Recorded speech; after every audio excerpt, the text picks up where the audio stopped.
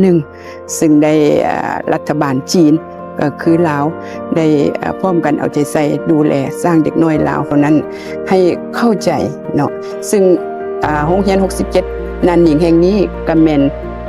เอิ้นว่าสัญลักษณ์อันหนึ่งเนาะซึ่งสัญลักษณ์แห่งการพัวพันมิตรภาพลาวจีนระหว่าง2พรรค2รัฐบาลลาวจีนประชาชน2ชาติลาวจีนได้มีมาแต่ดนนานแล้วเนาะและมาเฮาต่อไปก็จะเพิ่มพูนสร้างขึ้นและขอให้มิตรภาพ2ชาติลาวจีนนับมือนับเงินยงถนนแปลงขึ้นเนาะซึ่งมาเฮาประกอบส่วนอย่างสุดซึ้ง